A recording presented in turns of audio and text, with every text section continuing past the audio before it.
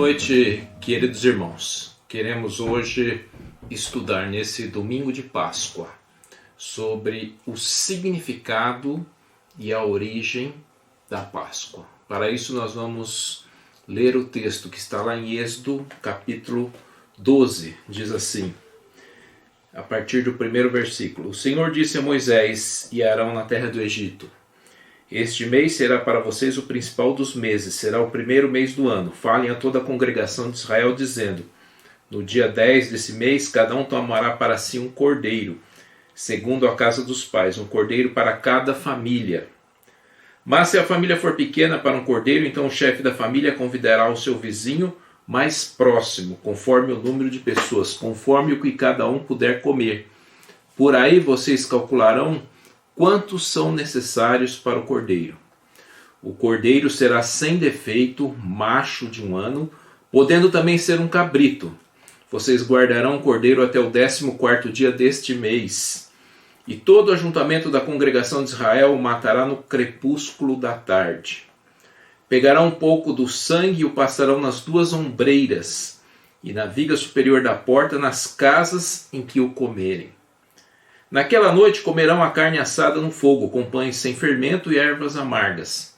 Não comam do animal nada cru, nem cozido em água, porém assado ao fogo, a cabeça, as pernas e as vísceras. Não deixe nada do cordeiro até pela manhã. O que porém ficar até pela manhã, queimem. E assim que vocês devem comê-lo, já prontos para viajar, com as sandálias nos pés e o cajado na mão.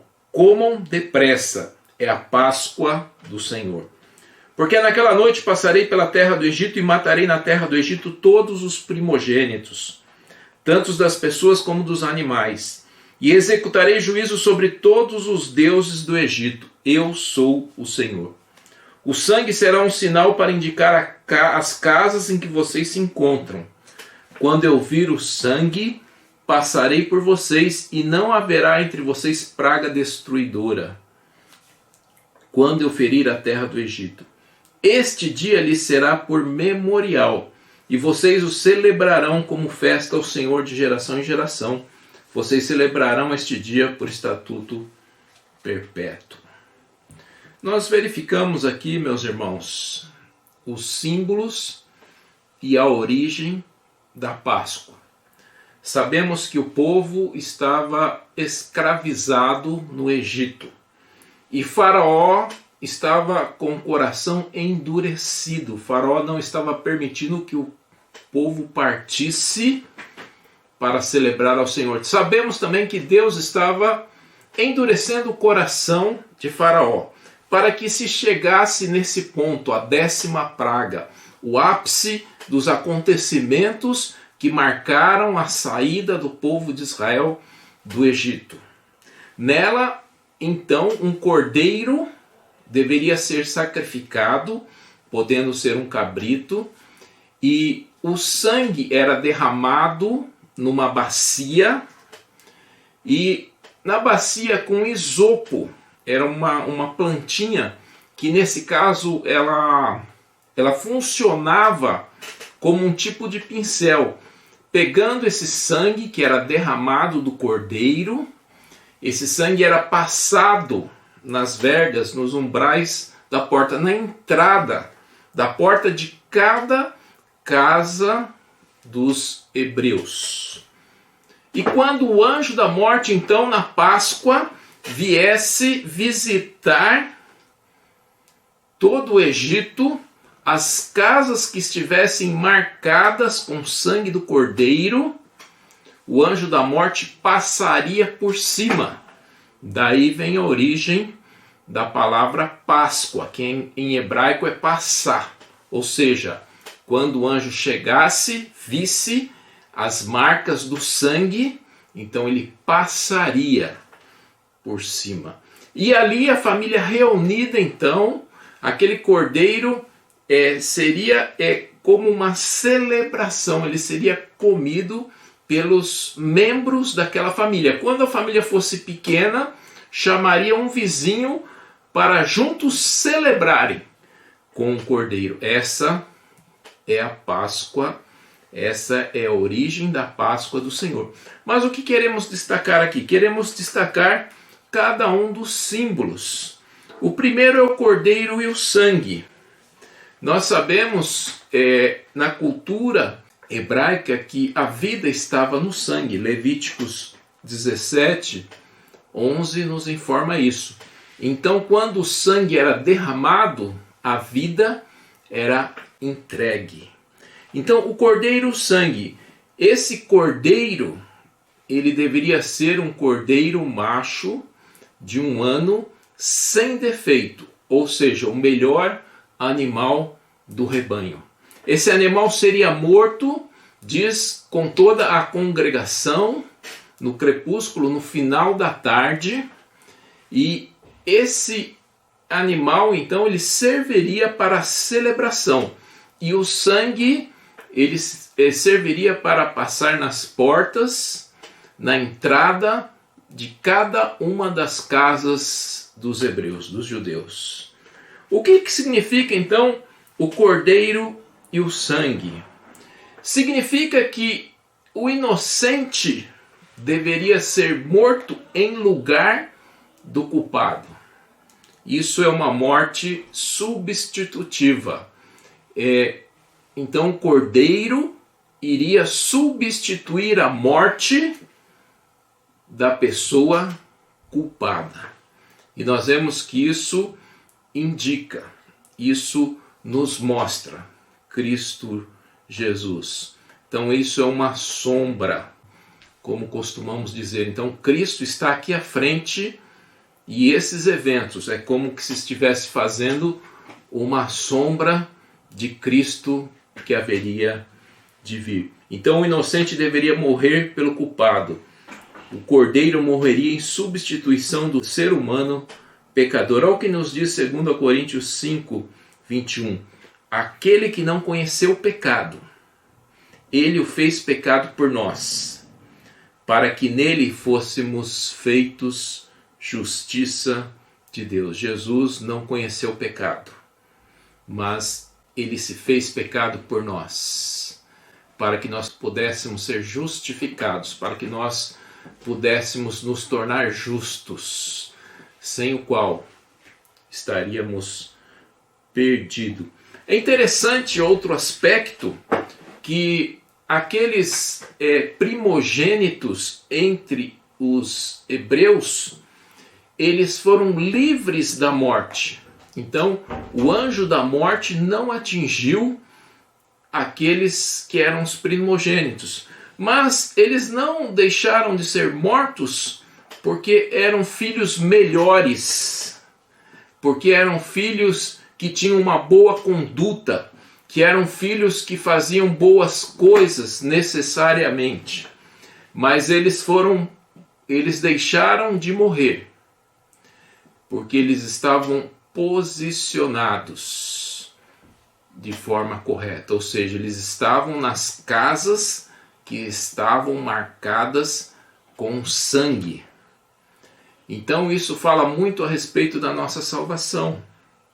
Nós não somos salvos porque praticamos boas obras, nós não somos salvos porque somos pessoas melhores do que as outras, nós não somos salvos porque somos bonzinhos, não. Nós somos salvos pelo sangue de Cristo Jesus, pelo posicionamento em Cristo Jesus, porque estamos em Cristo Jesus e não pelas obras. Então, esses fatos, esses símbolos do início da Páscoa nos mostram a salvação em Cristo Jesus, que é uma questão de fé. Olha o que nos diz também o texto de João 1,29. No dia seguinte, João viu Jesus aproximando-se e disse: Vejam, é o Cordeiro de Deus que tira o pecado do mundo. A nossa salvação não depende das nossas ações e das nossas obras, mas do nosso posicionamento em Cristo Jesus. O segundo símbolo que eu quero destacar da Páscoa é as ervas amargas. Cada família deveria ter o seu cordeiro. Isso é bastante interessante, é bastante simbólico, significativo. Ou seja, cada família deveria celebrar com um cordeiro. Era uma festa familiar. Cada família deveria se fechar dentro da sua casa com o cordeiro.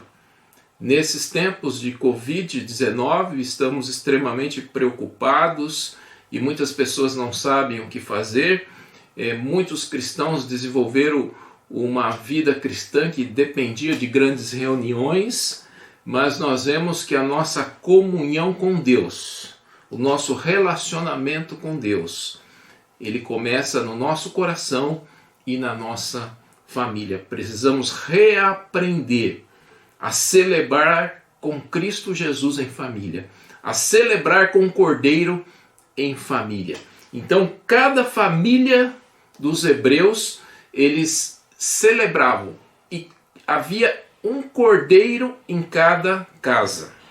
Ou seja, a sua casa precisa celebrar com cordeiro.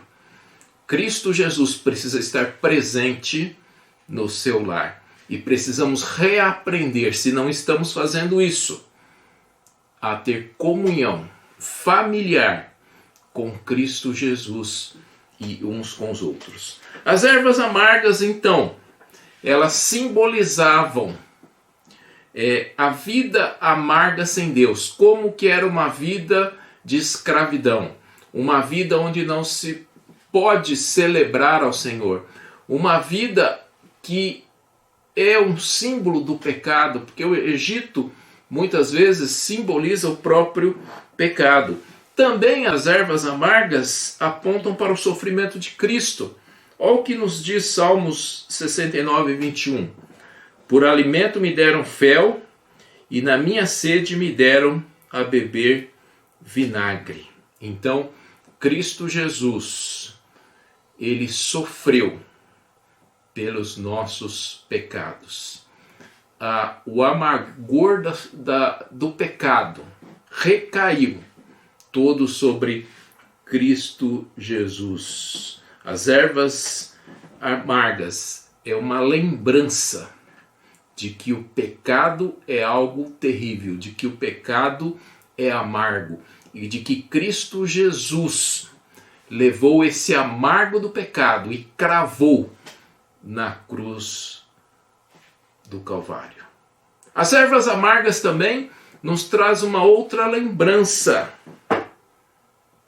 Ela nos traz uma lembrança de que não podemos, não devemos viver uma vida de pecado e ter comunhão com Deus. São coisas incompatíveis. O pecado que é amargo e comunhão com Cristo Jesus.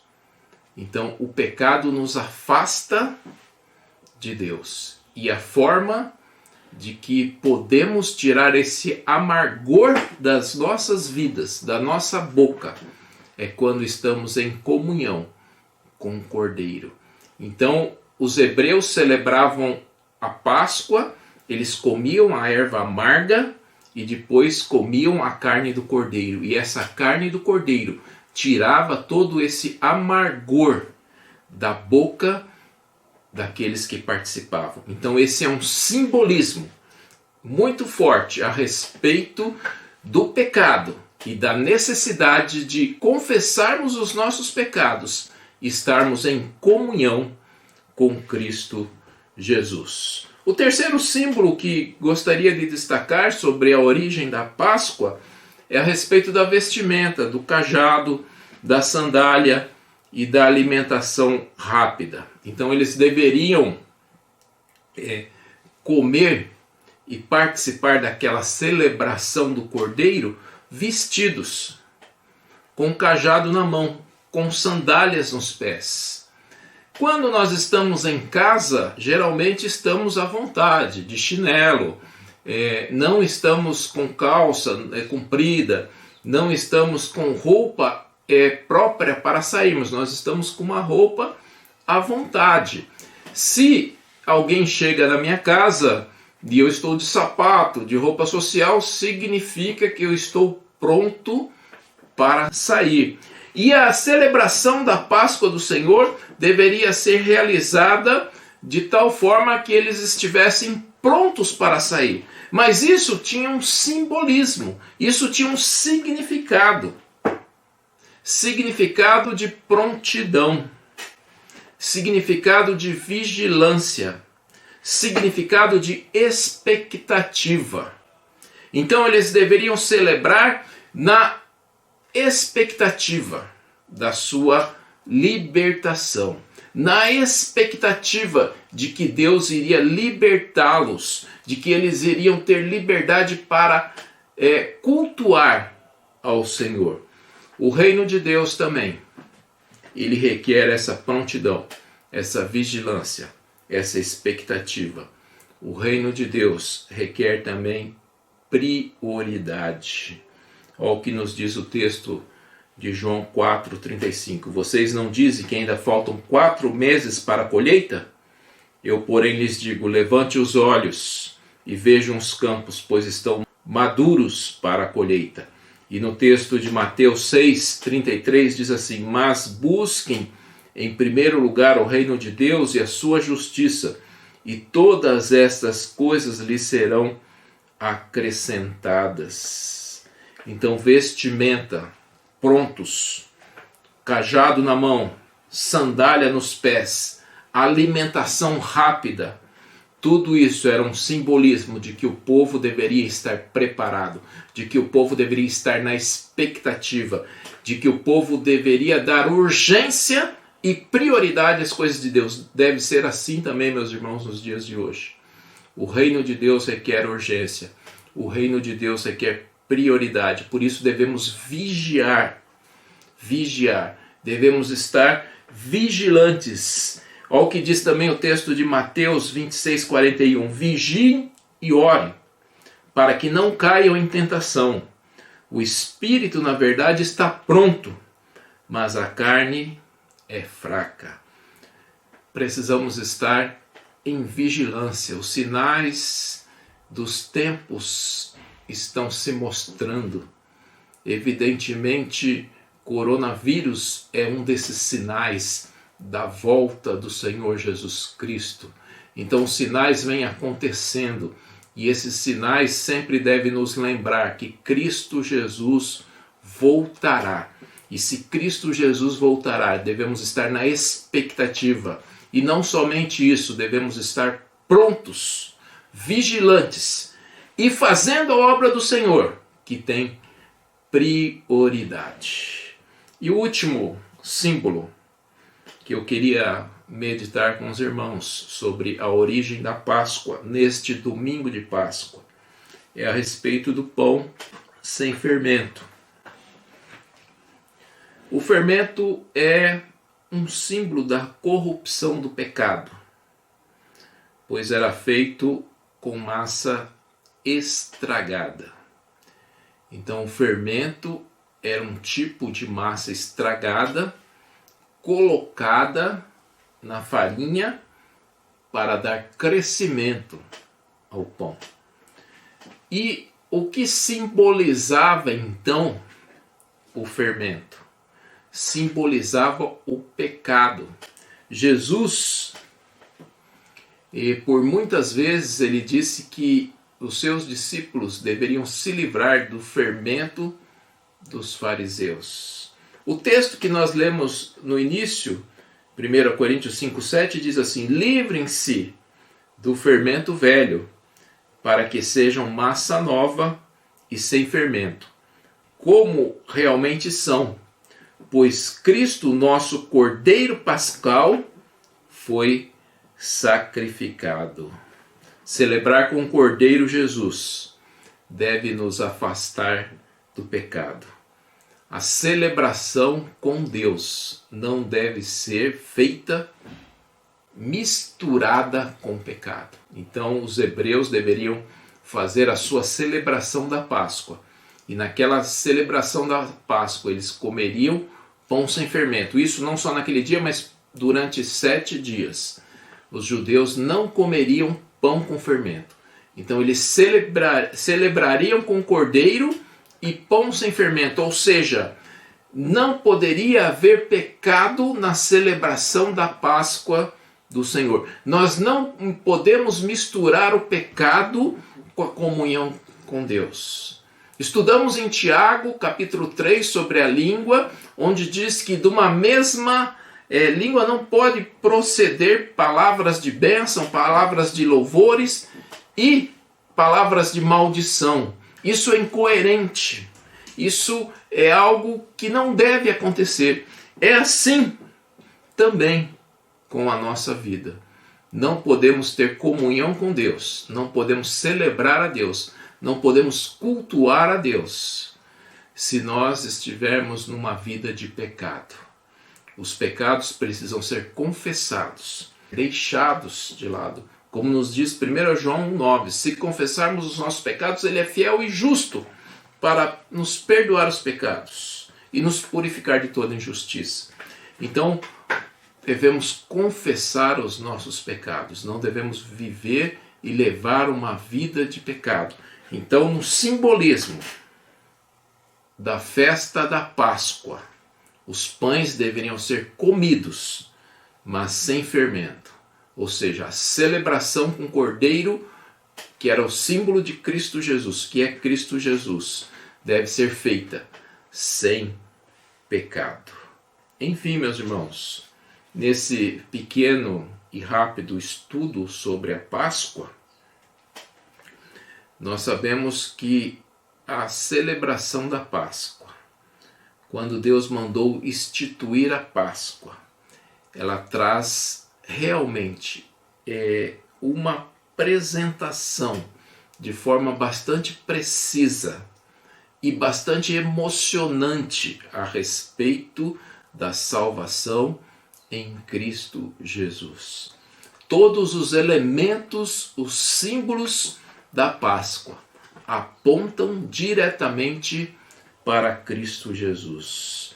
E nós sabemos que o Cordeiro de Deus que morreu para tirar o pecado do mundo, ou seja, aquele Cordeiro foi morto na época da celebração da Páscoa dos judeus, simbolizando de que haveria uma morte substitutiva, ou seja, Cristo Jesus então morreu, o Cordeiro de Deus, uma vez por todas, para tirar o pecado de todos aqueles que creem. Cristo Jesus então é o nosso Cordeiro pascal. Mas, se ele tivesse morrido e tudo tivesse terminado aí, não teríamos salvação. Porque só alguém que tem poder sobre a morte é que pode nos dar a salvação. E Cristo Jesus não ficou morto, ele ressuscitou. Por isso que o domingo de Páscoa é o domingo da ressurreição, porque é o terceiro dia Cristo Jesus ressuscitou. Então, mostrando que ele tem poder sobre a vida e sobre a morte. E aquele que venceu a morte, então ele pode nos dar vida. A morte de Cristo Jesus gerou vida. Vida a todos os que creem. A ressurreição de Cristo Jesus é a garantia da nossa salvação. Somos salvos porque Cristo Jesus ressuscitou. Então, assim, ele também poderá nos ressuscitar. Ele fará isso no último dia. Mas o que você precisa fazer se não fez? É o que diz Romanos 10, 9. E eu quero terminar com esse versículo. Se com a boca você confessar Jesus como Senhor e em seu coração crer que Deus o ressuscitou dentre os mortos, você será salvo. Eu vou ler novamente.